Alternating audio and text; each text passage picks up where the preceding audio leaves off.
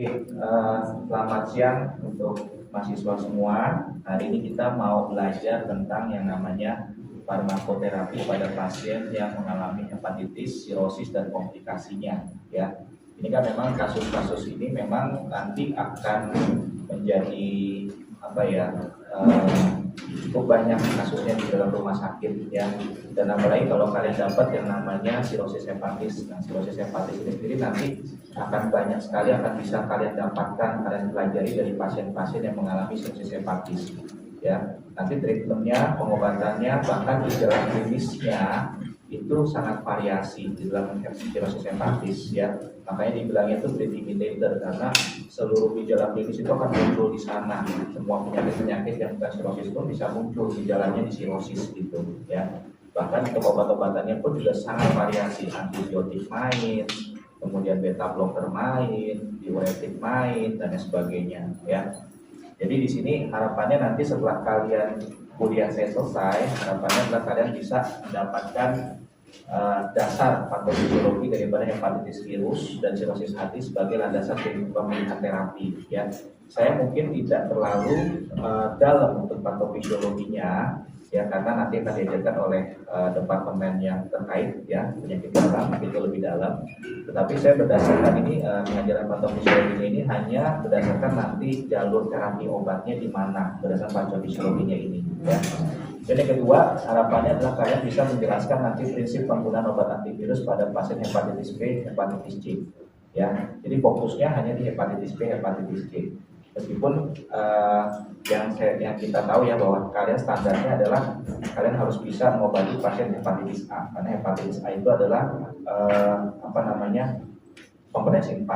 Ya, nah cuma pengobatan hepatitis A itu tidak menggunakan antivirus. Ya, minimal kalian bisa mengetahui prinsip penggunaan antivirus hepatitis B dan hepatitis C. Kenapa? Karena ketika ada pasien hepatitis B atau hepatitis C datang ke klinik kalian, yang ke poliklinik atau kalian rawat inap ya, kalian tahu nih pilihan obatnya sebenarnya apa sih gitu ya, untuk hepatitis B, hepatitis C, atau saya harus melanjutkan obat untuk hepatitis B-nya itu sampai seberapa lama sih, menjelaskan edukasi kepada pasiennya. Ya, biasanya kan kalian hanya meneruskan terapi saja di dokter-dokter penyakit dalamnya. Ya. Yang ketiga adalah berikutnya adalah kalian harus bisa tahu sebenarnya, meskipun kalian tidak menggunakan secara langsung, tapi minimal kalian harus tahu yang namanya mekanisme kerja obatnya. Ya. Untuk farmakokinetik, efektivitas, keamanan, dan monitoring terapi. Efektivitas artinya tidak semua obat-obat hepatitis B itu sekarang sangat efektif. Ya, jadi kita bisa tahu mana sih yang paling bagus sekarang yang dipakai. Ya, itu yang nanti kalian akan lebih utamakan ya. Kemudian tentukan terapi farmakologis yang tepat pada berbagai komplikasi sirosis hati. Nah, yang tadi saya bilang ya, kondisi klinis pasien sirosis itu berbeda-beda. Jadi kalian bisa tahu nih kapan kita memakai obat diuretik, kapan kita memakai obat beta blocker, kapan kita menggunakan antibiotik dan lain sebagainya ya. Terus menganalisis faktor-faktor yang mempengaruhi keberhasilan terapi yang termasuk resistensi obat. Jadi kita tahu obat apa sih yang mudah resisten, obat apa sih yang masih bagus, obat apa sih yang yang resikonya merusak fungsi hati, fungsi ginjal, interaksi, dan efek samping ya. Kemudian menyusun rencana farmakoterapi yang rasional dan berbasis bukti pada pasien hepatitis dan sirosis hati melalui penyelesaian kasus klinis. Artinya maksudnya kalian bisa tahu nih kira-kira pada pasien hepatitis pemilihan terapinya untuk antivirusnya apa, kemudian untuk simptomatik treatmentnya apa. Untuk pasien sirosis hepatis juga ketika ada pasien kalian bisa tahu pilihannya kenapa menggunakan laktulosa, kenapa menggunakan beta blocker, berapa dosisnya, kalian harus tahu meskipun bukan menjadi treatment awalnya dari kalian yang treatmentnya ya, tapi kalian meneruskan terapinya kalian harus tahu gitu ya. Oke, nah kita bahas secara ini dulu hepatitis A dan E ya, kita bahas tentang virusnya dulu secara ringkas aja ya, saya nggak terlalu dalam karena ini harus ranahnya mikrobiologi klinik ya. Di sini yang kalian tahu, saya sekarang udah tahu ya, PPL juga udah sering sekali ya dibahaskan tentang hepatitis ya. Yang melalui penularan yang melalui fekal oral itu hanya 2, yaitu hepatitis A dan hepatitis E ya. Dan ini sifatnya adalah sistemnya adalah self-limiting disease, artinya bisa sembuh sendiri berdasarkan dari imunitas kita. Jadi yang menghancurkan virus siapa? Imunitas kita. Ya, hanya sedikit 1% sampai 2% yang jadi hepatitis fulminan. Ya, hepatitis fulminan itu adalah ya kalau nggak ada resikonya adalah kematiannya jadi meningkat. Ya, resiko mortalitasnya meningkat. Jadi di sini tidak ada pengobatan yang spesifik. Jadi di sini kita tidak memberikan terapi antivirus spesifik. Ya, artinya kalian itu sudah sebelum kuliah dari hepatitis ini, kalian tuh harusnya sudah mendapatkan kuliah tentang antiviretik, gitu ya, obat-obat antiviretik biasanya dipakai itu nanti, ya. Kemudian terapi cairannya, ya, itu nanti dipakai, ya. Sayangnya di farmakologi kita nggak mengajarkan terapi cairan. Terapi cairan itu miliknya dari penyakit dalam, ya. Jadi nanti yang kalian pakai nanti adalah pengobatan sifatnya spesifik saja, ya. Spesifik bagi pengobatan yang tidak spesifik kepada virusnya, ya. Jadi hanya simptomatik atau supportive treatment, ya. Kalau yang simptomatiknya itu seperti misalkan pasiennya demam, dikasih apa kalau demam? Kalau pasien demam dikasih apa? Paracetamol. Berapa dosisnya kira-kira kalian mau pakai untuk paracetamol? 500 mg. Berapa kali sehari pakai paracetamol? 3 kali sehari boleh, ya, dikasih pada pasien hepatitis A boleh pakai paracetamol. Apalagi yang bisa dipakai kira-kira pada pasien hepatitis A selain dari simptomatik tadi? Terjadi kelainan apa sih pada pasien hepatitis? Gangguan pada mana? Gangguan pada organ apa? Hati. Kenapa hatinya mengalami apa? Kerusakan. Nah, kalau kita menghambat supaya hatinya nggak rusak lagi, kita pakai obat apa tuh? Yang untuk melindungi supaya hati tidak mengalami kerusakan yang lebih hebat. Apa? Hepatoprotektor. Ya, kita bisa tambahkan hepatoprotektor. Apa contohnya hepatoprotektor? Apa contohnya? Kurkumin, benar, ya. Jadi kita bisa pakai kurkumin atau kurkuma, ya. Kalau kurkumin itu zat aktifnya. Kalau kurkuma itu apa namanya mereknya, gitu ya. Mereknya ada namanya kurkuma, gitu ya. Nah, setelah itu terapi suportif biasanya cairan, ya, berikan cairan yang cukup, hidrasi yang baik, ya, nutrisi yang baik dan sebagainya. Nah, gimana kita menjaga hepatitis A dan E, ya? Itu kita bisa menjaga kebersihan diri dan pakai vaksinasi, ya. Jadi kita bisa pakai vaksin yang sudah ada, vaksin hepatitis A, ya, jadi bisa dipakai, ya. Oke, nah ini adalah hepatitis B dan C. Yang tadi kita tidak pakai obat-obatan secara spesifik, yang ini kita pakai obat-obatannya secara spesifik, ya. Hepatitis B dan C ditularkan melalui apa? Darah, apalagi selain darah? Seksual, prinsipnya adalah cairan, ya, cairan tubuh, ya. Baik dia melalui darah atau mungkin melalui jarum suntik yang ada darah tersisa, ya, dan sebagainya, ya. Atau pakai kadang-kadang yang paling sering itu beberapa kali, bukan sering sekali, tapi beberapa kali saya sering dengarkan kabar bahwa banyak pasien-pasien yang melakukan hemodialisa terkena penyakit hepatitis C, gitu, ya, atau hepatitis B, ya. Jadi alat kesehatan pun juga bisa menjadi salah satu sumber penularan dari hepatitis C atau hepatitis B, ya. Nah, hepatitis B dan hepatitis C yang kita takutkan adalah ketika dia menjadi kronik. Karena ketika dia kronik akan menjadi sirosis hati, gagal hati atau karsinoma hepatoseluler, ya. Ini kita takutkan. Nah, yang menjadi kronik itu kira-kira 10% dari hepatitis B dan hepatitis C juga sama, sekitar 10-20%. Itu nanti dia akan timbul menjadi sirosis hati, ya.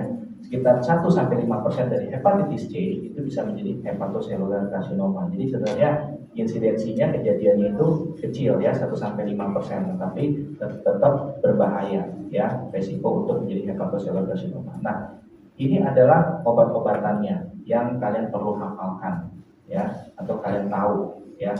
Hepatitis B itu obatnya apa saja, gitu. Ini saya rangkumkan di depan, nanti kita baru belajar untuk yang per poin-poin obatnya, ya.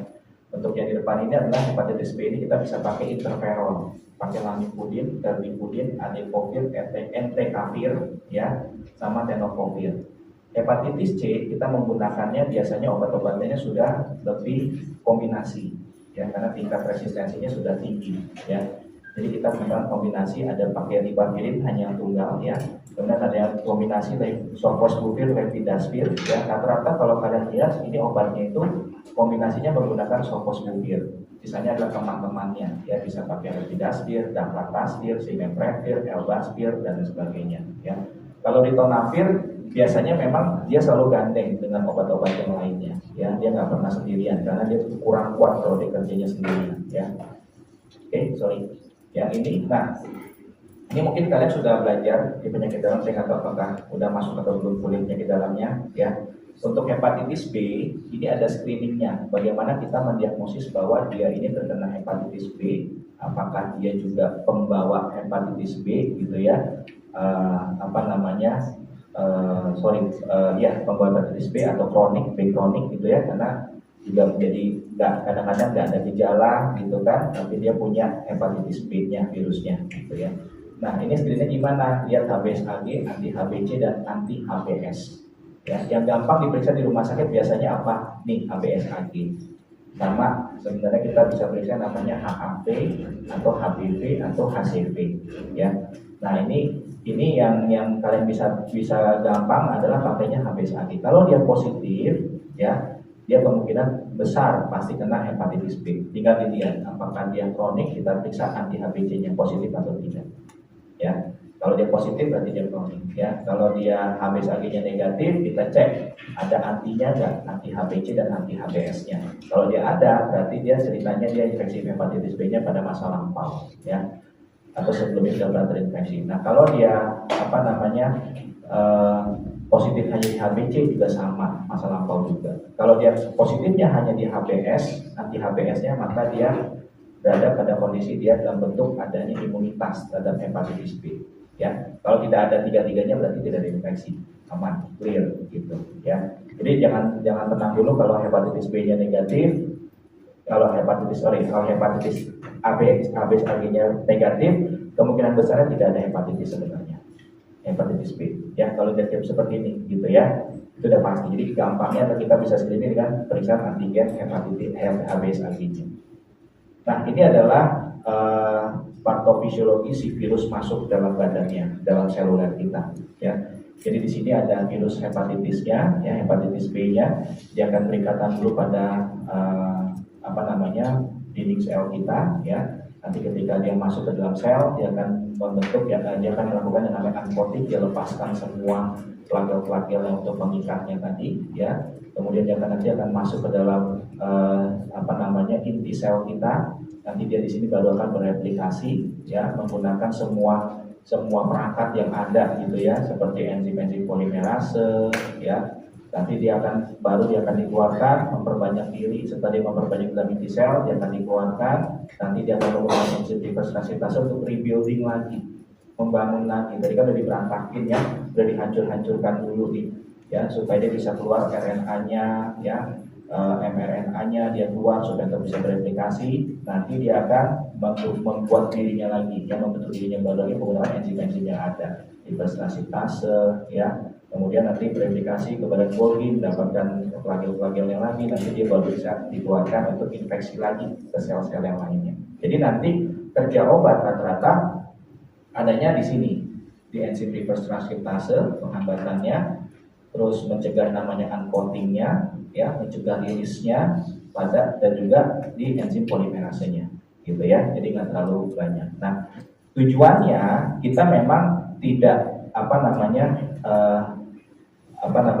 tujuan pengobatannya adalah kita meningkatkan seroclearance daripada virusnya. Artinya kita meningkatkan si virus itu untuk dimatikan, untuk dibuang dari badan, ya, sebanyak-banyaknya, ya. Kemudian mencegah progresi kita supaya dia tidak menjadi sirosis hati atau hepatocellular carcinoma. Ya, tujuan kita mengobatin hepatitis B. Yang ketiga adalah kita mengurangi resiko kerusakan hati yang berat. Ya. Nah, ini algoritma pengobatan hepatitis B. Kalau hepatitis A dan hepatitis E kita nggak jelaskan lagi, ya. Jadi terapinya hanya tadi simptomatik saja, ya, tidak ada yang lain. Kalau hepatitis B ini agak ribet. Ya, ribetnya adalah kalian harus lihat algoritmanya. Jadi tidak semua hepatitis B yang terinfeksi hepatitis B itu langsung ditreat, diobati. Jadi ada algoritmanya. Ya, mungkin nanti penyakit dalam atau saya mungkin agak berbeda, atau mungkin dia punya dasar yang lain, itu ya algoritmanya. Ya, kalian mengikuti saja algoritma penyakit dalam. Tetapi ini algoritma yang saya dapatkan, ya. harusnya sama, nggak terlalu banyak beda jauh ya. Pada prinsipnya ketika dia udah curiga hepatitis B terinfeksi, nah kalau dia diperiksakanlah HBsAg-nya. Kalau HBsAg-nya dia positif, kita periksakan lagi HbA1g-nya. Kalau HbA1g-nya positif, kita lihat kadar ALT-nya. Suplementasi enzim pankreas harus diberikan bersamaan dengan makanan, bukan sebelum atau sesudah. Oke, kenapa suplementasi enzim pankreas diberikan sebelum bersama dengan makanan? Ya tadi kalau enzim pankreas itu kan sebenarnya dia punya bioavailabilitas itu kan sangat labil ya. Dia punya penyerapan itu nggak bagus gitu. Jadi dia harus diberikannya bersama dengan makanan karena tujuannya untuk meningkatkan dia punya BA-nya.